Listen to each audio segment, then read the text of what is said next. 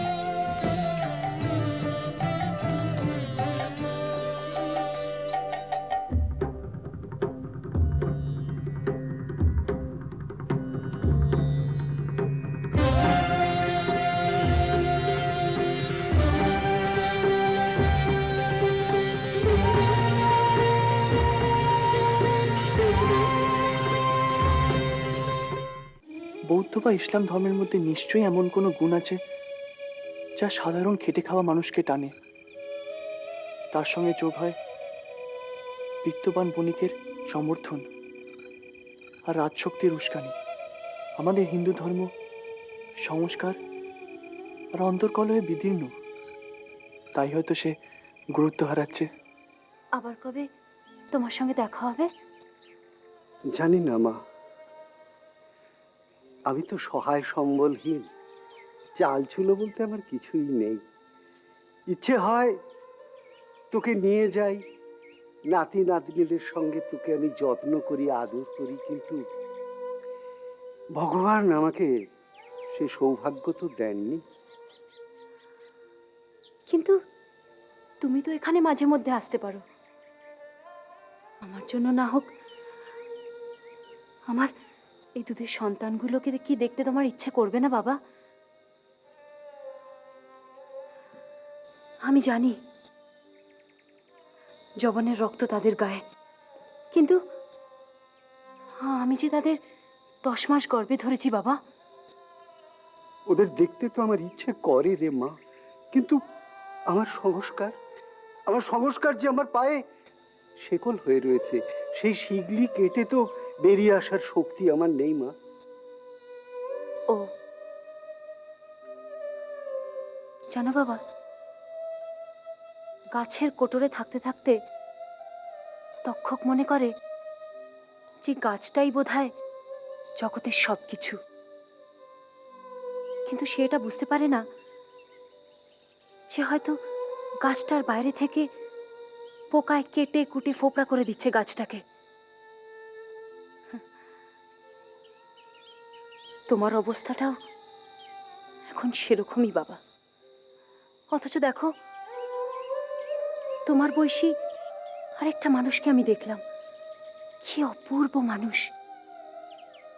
আমার এই লক্ষ্যহীন জীবনটাকে একেবারে অন্য মানে করে দিয়ে গেলেন তিনি। কে? পণ্ডিত প্রভাকর মিশ্র? হ্যাঁ, তোমার কাছে তার পরিচয় তাই, কিন্তু আমার কাছে তিনি হলেন আমার ঠাকুর বাবা। আজ আর আমি তোমাদের ব্রহ্মা বিষ্ণু মহেশ্বর আর এদের আল্লাহকে আলাদা করে মানি না বাবা, আলাদা করে মানি না। তবে প্রতিদিন এই সব ধর্মের ভগবানের কাছে একটাই প্রার্থনা করি, যেন আমার সন্তানরা আমার সেই ঠাকুর বাবার পায়ের নখের কোনা মাত্র হতে পারে। সত্যি এতটা দৌড়ে এলাম, কিন্তু বাবা, ঠাকুর বাবার কাছে আরেকটা আশ্চর্য মানুষের কথা আমি শুনেছি। তিনি তাকে চোখে দেখেননি, কিন্তু ঠাকুর বাবা মনে করতেন তিনি সাক্ষাৎ নারায়ণ। আর সেই নারায়ণ হলেন তোমাদের নবদ্বীপের নিমাই পণ্ডিত। আচ্ছা বাবা, তুমি তো ওনাকে দেখেছো, উনি কেমন মানুষ? কি উত্তর দিই বলতো এ কথা? কতই বা বয়স, সাধারণ ব্রাহ্মণ পণ্ডিতের সন্তান, পিতৃহীন, মায়ের নয়নের মণি। এই পর্যন্ত দেশের অসংখ্য ছেলের সঙ্গে মিলে যায়, কিন্তু বাদ বাকিটা আর মেলে না। বুঝলাম না, বাদ বাকিটা আলাদা কোথায়? তার পাণ্ডিত্যের প্রমাণ? প্রমাণ? এ পর্যন্ত যা প্রমাণ পাওয়া গিয়েছে তাতেই তো সারা নবদ্বীপ একবারে কেঁপে উঠেছে। পথে ঘাটে ব্রাহ্মণ পণ্ডিতদের ধরে সে তর্কযুদ্ধে অবতীর্ণ হতো। সেই তর্কযুদ্ধে হেরে যাবার ভয়ে কেউ আর তার কাজ ঘেঁষে না। তবে সাধারণ দরিদ্র গরিব মানুষ, সাধারণ ঘরের বৌঝিরা তাকে ভক্তি করে, শ্রদ্ধা করে, ভালোবাসে ঠিক ভগবানের মতো।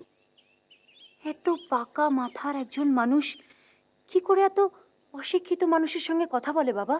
সেটাই তো নিমাই পণ্ডিতের জোর রে। সাধারণ মানুষের কথা বলার সময় সে পাণ্ডিত্যের প্রকাশ ঘটায় না। তখন তার ভাব দেখে মনে হয় সে যেন কত জন্ম জন্মান্তরের আপনজন। আর তার ভুবন ভোলানো হাসি, সেটাতেই তো আর্থিক কাজ এগিয়ে রাখে, বাকিটা পূর্ণ করে তার গানে। গান? হ্যাঁ, নিমাই পণ্ডিত গানও গাইতে জানেন? ওরে বাবা, একটা মানুষের মধ্যে এত গুণ! এটাই তো জাদু রে। নিমাই পণ্ডিতের গান আমি শুনিনি, কিন্তু নবদ্বীপের অসংখ্য মানুষ আমাকে বলেছে নিমাই পণ্ডিত যখন গান করে তখন কিন্নর কিন্নরীরাই মর্ত ধুলার ওপর নেমে আসে নৃত্য করার জন্য। তবে একটা কথা আমি কিছুতেই বুঝে উঠতে পারছি না বাবা, সেই মানুষটাকে বিশ্বাস করে তার হাতে গৌড়ের ইতিহাস কেন তুলে দিতে চাইছে ঠাকুর বাবা? রাজনীতি করাই যাদের ভবিতব্য, তাদেরই তো কাজে লাগে ইতিহাস।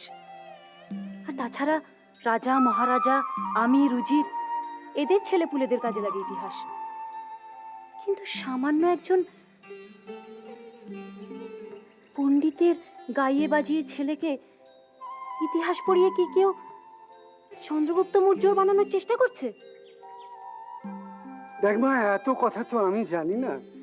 আমি শুধু এইটুকু জানি, প্রভাকর মিশ্রের ওই পুঁথিটা আমাকে অদ্বৈত আচার্যের হাতে তুলে দিতে হবে। তা অনেক বেলা হলো, রোদ উঠে যাচ্ছে। আমি তাহলে এখন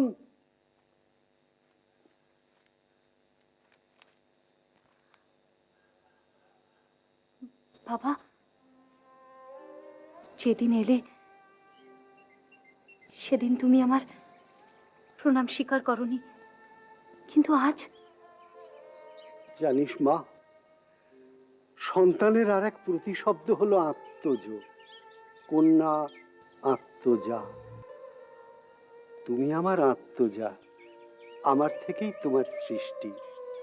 কিন্তু আমির বিশ্বাস আর তোমার বিশ্বাস আজ এক নয়, তাই আমি তোমার প্রণাম নিতে পারি না। যাবার সময় নাতি দুটোর মুখও আমি দেখতে চাই না। ওদের মুখের দিকে চাইলে আমার সমস্ত বিশ্বাস আলগা হয়ে যায়। মনে হয় যেন সব ছেড়ে ছুড়ে দিয়ে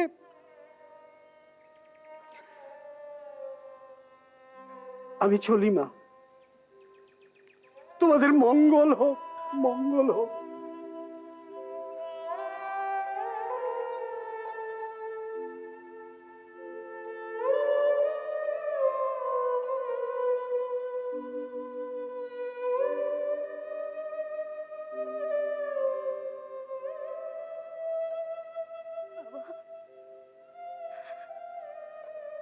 যে ধর্ম তোমাকে আজ আমার কাছ থেকে এত দূরে সরিয়ে দিল, সে ধর্ম তোমায় কি দিয়েছে বাবা? তার কাছ থেকে তুমি কি পেলে বাবা? কি পেলে?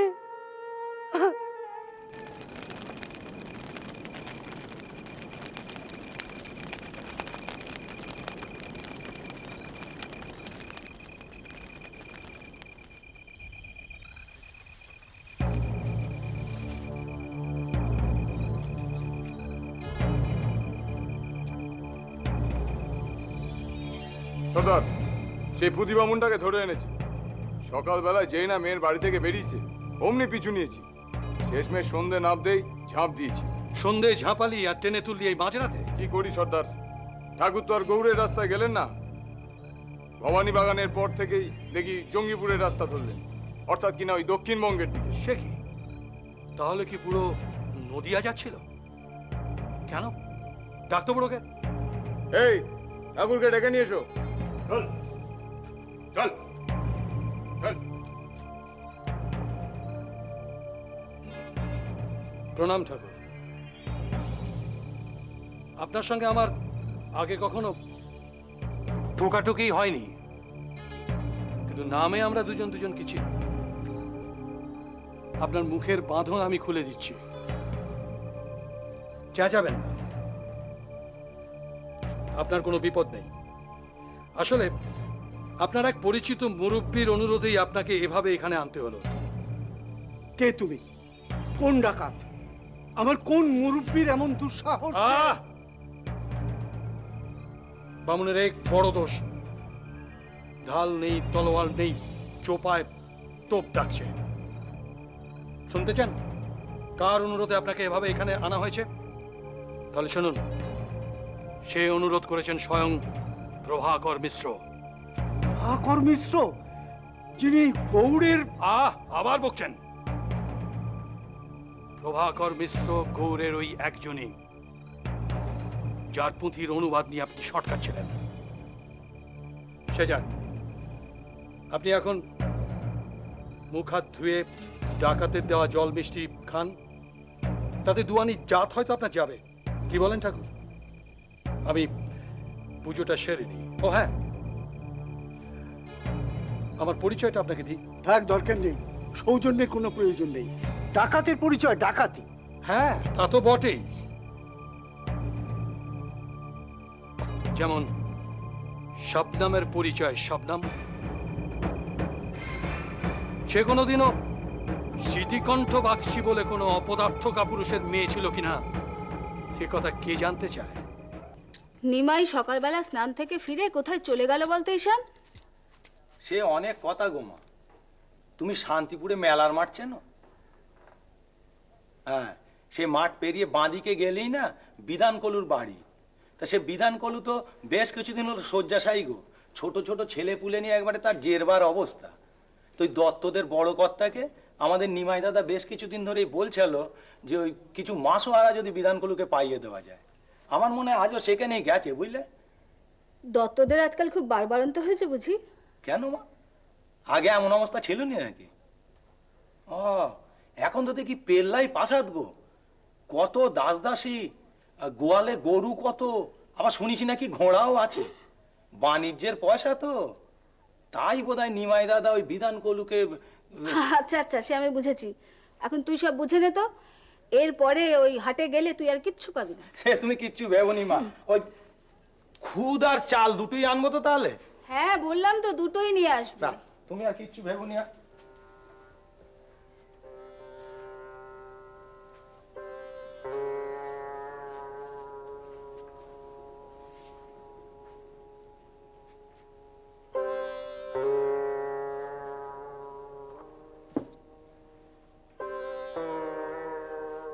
দেখো এ মেয়ের আবার কি হলো? বিন্দু, ওরে ও বিন্দু। বিন্দু দিদি, বিন্দু দিদি হঠাৎ এসে এমন থম মেরে বসে বললে যে? গেছলে নাকি গো ছেলের খোঁজে? তাই নাকি? কালকে শ্বশুর বাড়ি গিয়েছিলে বুঝি? হ্যাঁ রে, সকলের সঙ্গে দেখা হয়েছে? সবাই ভালো আছে তো? তা হ্যাঁ রে মেয়ে, তুই যদি কাল যাবি তাহলে আমাকে বলিসনি কেন? এই এতখানি পথ একা একা গেলি, সঙ্গে তো ঈশানকে নিয়ে যেতে পারতিস। বলো তো মা, বলো তো একবার। ঈশান, তুই এখনো দাঁড়িয়ে আছিস? এরপরে গেলে দুপুরের ভাত আর পাবি না। যা বাবা, একটু তাড়াতাড়ি যা।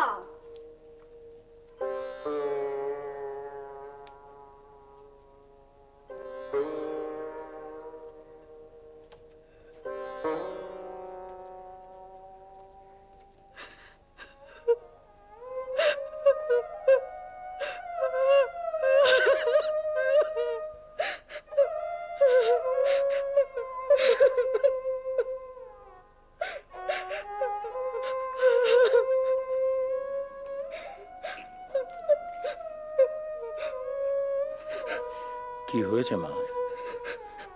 কাঁদছিস কেন? তুই না গোবিন্দের সর্বস্ব অর্পণ করেছিস? তোর তো গোবিন্দ আছে, তোর কান্নার কি হলো?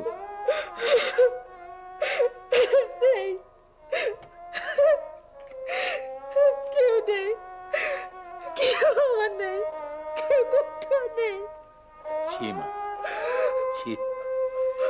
গোবিন্দে বিশ্বাস হারাতে নেই মা, গোবিন্দে বিশ্বাস হারাতে নেই। তা মা কি হয়েছে বলবি তো? সকালবেলা এরকম ভাবে কান্নাকাটি জুড়েছিস। ও, বেনেহাটি গিয়েছিলি বুঝি? তা কি বললে তোর জবন স্বামী? ছেলেকে দেখতে দিলে না? কি রে? জ্যাঠা, জ্যাঠা, ওরা গ্রামে কেউ নেই, সব ঘর বন্ধ। ওরা রাতারাতি কোথায় যেন সবাই চলে গেছে। সে কি রে, গ্রামে নেই? কিসের জন্য পথে বেরিয়েছিলাম তা তো জানি না পুঁথি পণ্ডিত। আগুনের লেলিহান শিখা গ্রাস করেছে আমার পূর্বপুরুষের সঞ্চিত সমস্ত পুঁথিপত্র।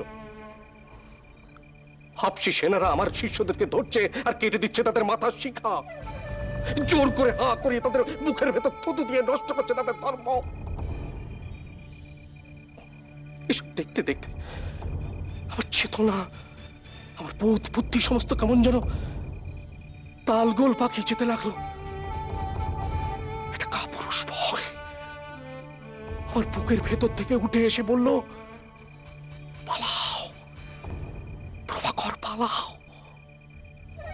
আমি পালালাম। মাঠ, জঙ্গল, নদী, নালা, ডিঙে আমি পালাতে থাকলাম। কিন্তু সেদিন তো আর নেই মিশ্র পণ্ডিত। তবে আজও আপনি পালিয়ে বেড়াচ্ছেন কেন? ঠাকুর, একে দেখে যতটুকু চিনেছি নিবেদন করি, প্রভাকর মিশ্র পালিয়ে বেড়াচ্ছেন না মোটেই। এক বিশেষ উদ্দেশ্য নিয়ে গোপনে গোপনে আরো বড় কাজ করতে চাইছেন তিনি। খুঁজছেন মানুষ, এমন মানুষ যাই পোড়া দেশ আর ছাই ভস্য ধর্মের সামনে বুক চিতিয়ে দাঁড়াতে পারে। সেভাবে বুক চিতিয়ে তো তুমিও দাঁড়াতে পারো মেঘাই সর্দার। তা তো পারি, সাহস তো দেখাতেই পারি, পশুর সাহস।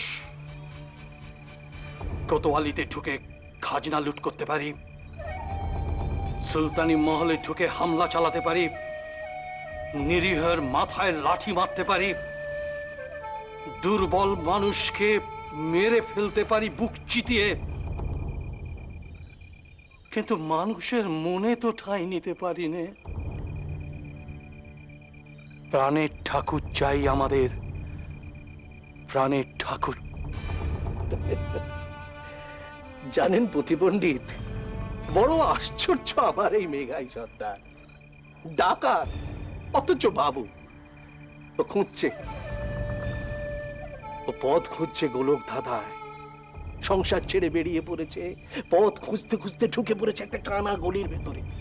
ওর হাত রক্তে পড়ে যাচ্ছে, পাপে ভারী হয়ে উঠেছে ওর অন্তরাত্মা।